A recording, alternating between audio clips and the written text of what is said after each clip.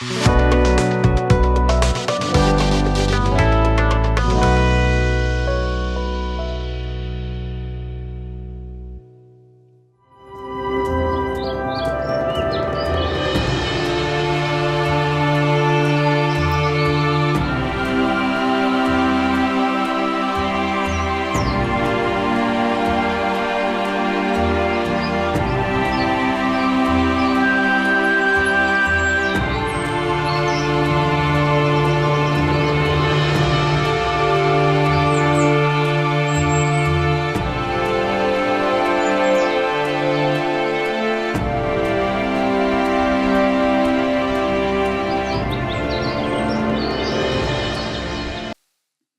जीशु ख्रीष्ट अति बहुमूल्य नाम आपण मान प्रत्येक को संपर्क द्वारा प्रस्तुत कार्यक्रम नुआ सकाल आशार आज अध्याय मुझे स्वागत जनाए।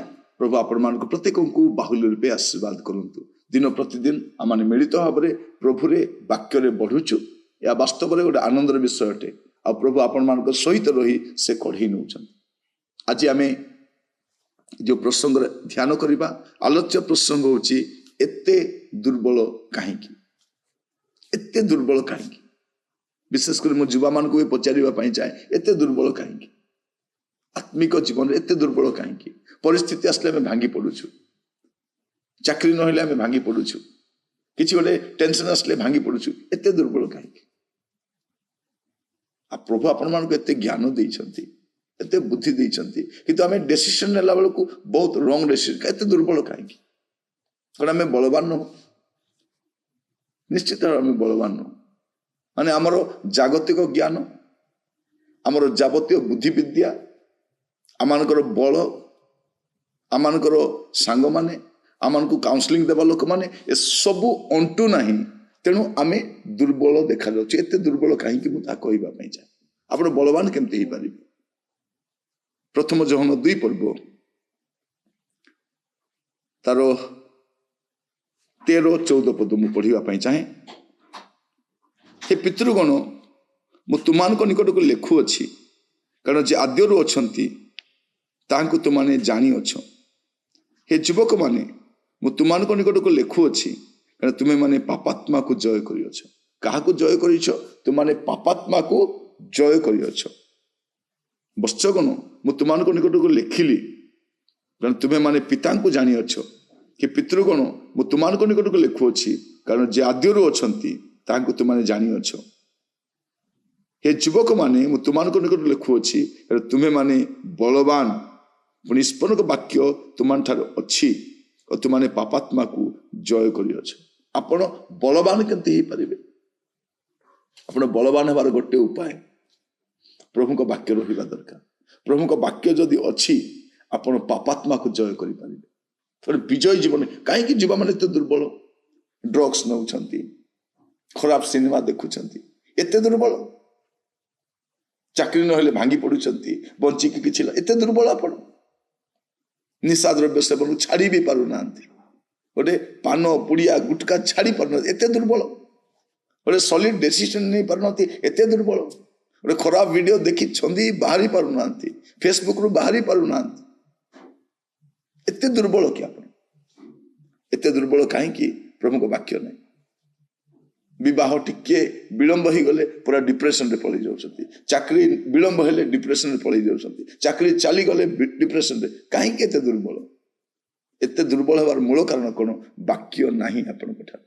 आपण जको देखंतु, लास्ट टाइम आपण केबे बसी कि फॉलो करी बाइबल पढिथिले? आपण केते को समय आपण प्रार्थना रहिथिले मने अछि? मन भरिकी आपण प्रार्थना करथिले, मन खोलिकी कथा केबे मने अछि?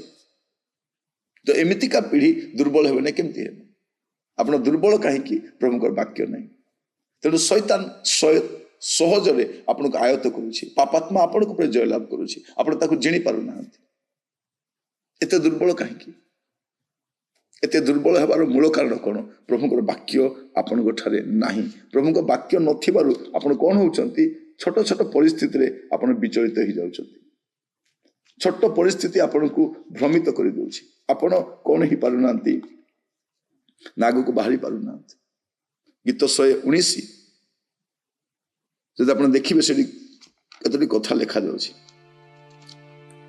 ତାର 9 ପଦ। ଯୁବା ମଣିଷ କି ପ୍ରକାର ଆପଣ ପଥ ପରିଷ୍କାର କରିବେ? ପଥ ବି ପରିଷ୍କାର ନାହିଁ। ତୁମ ବାକ୍ୟ ଅନୁଯାୟୀ ତହିଁ ବିଷୟ ସାବଧାନ ହେଲେ କରିବ। ତାପରେ 11 ପଦ, ମୁଁ ଯେପରି ତୁମ ବିରୁଦ୍ଧରେ ପାପ ନ କରେ।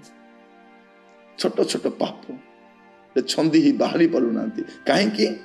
ତାର ମୂଳ କାରଣ ଅଛି, ମୁଁ ଯେପରି ତୁମ ବିରୁଦ୍ଧରେ ପାପ ନ କରେ, ଏଥିପାଇଁ ମୁଁ ଆପଣା ହୃଦୟ ମଧ୍ୟରେ ତୁମର ବାକ୍ୟ ସଞ୍ଚୟ କରି ରଖିଅଛି। ଯେଉଁମାନେ ହୃଦୟରେ ବାକ୍ୟକୁ ସଞ୍ଚୟ କରି ରଖିଥିବେ ସେମାନେ ଦୁର୍ବଳ ନୁହନ୍ତି।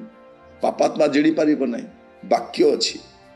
ଯୁବାମାନେ ମୁଁ ଆପଣମାନଙ୍କୁ କହିବା ପାଇଁ ଚାହେଁ, ଯଦି ଗୋଟେ ବଳବାନ ଭଳି ଆପଣ ଆଗକୁ ବଢିବା ପାଇଁ ଚାହାନ୍ତି, ସମସ୍ତ ପରିସ୍ଥିତିକୁ ପରାସ୍ତ କରିବା ପାଇଁ ଚାହାନ୍ତି, ପରିସ୍ଥିତି ଆପଣଙ୍କୁ ପରାସ୍ତ କରିବନି, ଆପଣ ପରିସ୍ଥିତିକୁ ପରାସ୍ତ କରିବେ।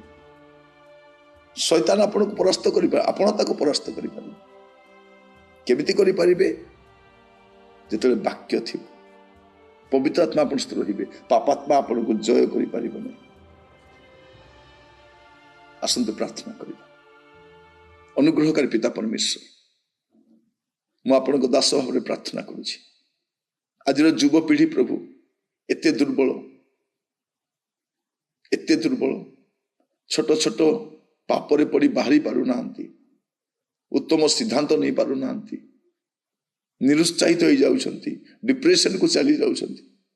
ପ୍ରଭୁ, ଦୁର୍ବଳତାର ପ୍ରତିକାର ଅଛି। ବାକ୍ୟ ରହିଲେ ସେମାନେ ବିଜୟୀ ଜୀବନ କାଟିପାରିବେ। ପ୍ରତ୍ୟେକଙ୍କୁ ଅନୁଗ୍ରହ କରନ୍ତୁ, ପ୍ରତ୍ୟେକଙ୍କୁ ଦୟା କରନ୍ତୁ। ପ୍ରଭୁ ପରମେଶ୍ୱର, ଆପଣଙ୍କୁ ଧନ୍ୟବାଦ ଦେଉଛି ଆପଣ ବାକ୍ୟ ଜରିଆରେ କଥା ହେଇଥିବାରୁ। ଆଦର ମହିମା ଗୌରବ ଆପଣଙ୍କୁ ଦେଇ ପ୍ରାର୍ଥନା ମୋର ପ୍ରାଣର ପ୍ରିୟ ଯୀଶୁଙ୍କ ନାମରେ ମାଗିଲି, ଆମେନ୍। ପ୍ରଭୁ ଆପଣମାନଙ୍କୁ ପ୍ରତ୍ୟେକଙ୍କୁ ବାହୁଲ୍ୟ ରୂପେ ଆଶୀର୍ବାଦ କରନ୍ତୁ। ଆସନ୍ତାକାଲି ନୂଆ ଅଧ୍ୟାୟରେ ଜଡ଼ିତ ହେବା। ବିଦାୟ ଦିଅନ୍ତୁ। ନମସ୍କାର।